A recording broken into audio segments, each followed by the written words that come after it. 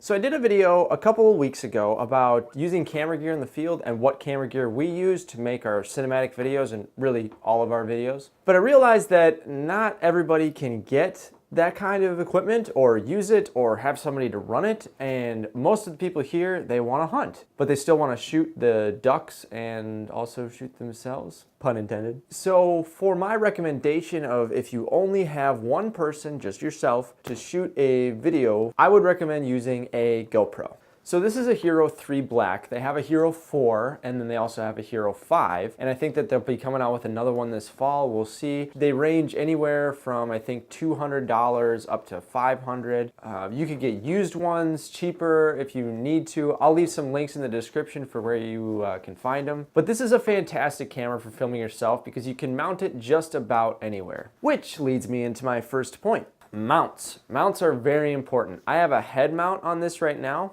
And with a head mount, obviously you can see it mounts on your head. However, if you're using a head mount, you need to be cautious of where the camera's pointing. This is gonna be pointed at my feet, and nobody really wants to see just me loading shells into my gun, so it's kind of pointless. Yep, that's really entertaining. Cool, thank you. If it's pointed straight out, so it's fully back against your head, like this, then it's gonna be seeing everything kind of ahead of you. It's not really gonna be able to see your hands or what you're looking at, because whether you realize it or not, we kind of look almost directly in front of ourselves. If you wanna film everything that's going on in the sky, then this is a great way to position it. There we go, look at all those ducks. All those ducks out there, yep. Right up against my head. However, when I usually position my GoPro, I like to angle it just a little bit so that it's kind of directed down to what I'm looking at. So even if I have a gun up like this, then it's gonna be looking kind of at the gun and what's out directly in front of the gun. There we go. Perfect.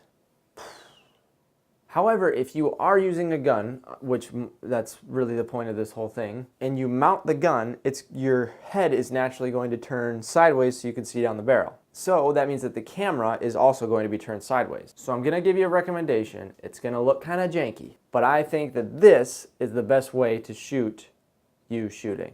Shoot you shooting. Record you shooting. Okay. Because if you have the camera like this and you angle down, then the camera is going to be positioned pretty much straight up and down. So if I cant my head like I'm holding a gun, then it's going to be perfectly right down the line and everybody will be able to see what I'm looking at. It looks kind of funky, but nobody's recording you, and that's kind of the point of the whole thing, right? The second most common mount for outdoorsmen is the chest mount. And the chest mount is the best if you want to be recording what you do with your hand. Putting out decoys, driving the boat. But I think when it comes to actually shooting a gun, it is a horrible tool. Because when your hands come up, they come in front and you can't see anything that's happening. When you get in the blind, you're gonna wanna change to that head mount. The last mount that's pretty awesome is the suction cup mount. You could put this on a cooler, set your cooler down and have that pointed right at you. It can go on your boat while you're on your way out to the blind. And sometimes it can even act as just a mount itself where you just set it like that and wherever you are in the boat, in the blind, and set it pointed at yourself so you can actually see yourself and get a little bit of a different angle. More often than not, I will use this head mount. I will just cant it like that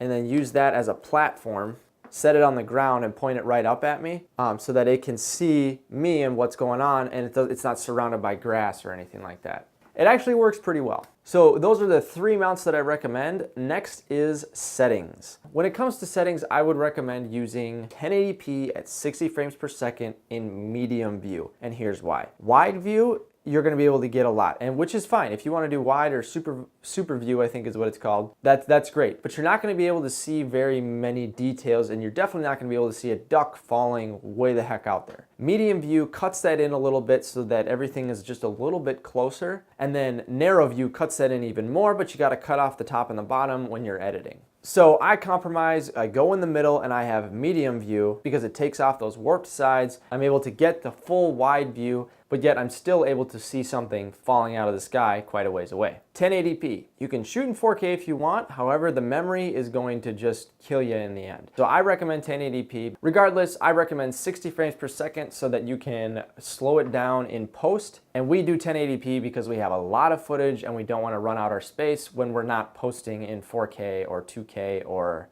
5K. And then the last part that I want to kind of talk about is just random things to know about using a GoPro. Number one, the audio sucks. It is notoriously bad. I think that they're trying to get better, but they still suck regardless. If you need to talk to the camera, don't let it move. It's already going to be muffled, and if you're moving this camera or if it's shaking at all, it's going to take those vibrations and it's going to record them. It sounds horrible. Another thing that people like to do to help them with their audio is they get a mount around the outside. I think it's a shell mount. I forgot what it's called. I'll link it below. But that allows for sound to enter into the camera a little bit easier, and it makes for a little bit better audio. Still not the best, but it's okay. The second thing that I want to mention is kind of a life hack, but it's raindrops. You're going to be out in the rain, you're going to be out in the elements, and if anything gets on the lens, it's going to screw up your image. To make sure that that doesn't happen, check it every once in a while, but the kind of trick to do is actually to lick the lens. If you lick the lens, then your saliva creates kind of a film over it, and if any raindrops get on it, they just run straight off. It works really well. You might need to keep licking it every once in a while, but it does the trick. And then the last thing that I'm going to recommend is a floaty backdoor. Being out close to water and everything like that, you want to make sure that if you drop it, you're still going to be able to save your camera. If you have a mount on it like this and you have a floaty backdoor, it might not keep it afloat, but it will make it sink slower and it will make it so you can see it faster. So definitely consider a floaty backdoor. It's probably my #1 accessory, and I think it's like 20 bucks. I'll link it below. Anyway, that's it. That's kind of my tips and tricks for using a GoPro camera. Switch up the angles, see what you can get. You can also mount it onto the gun itself, and so you can see, but every time you shoot, it obviously will shake. So it's not really the best mount, and I don't really recommend it. Give it a shot. Shoot me any comments or any questions that you have. Like and subscribe, and we'll see you guys next week.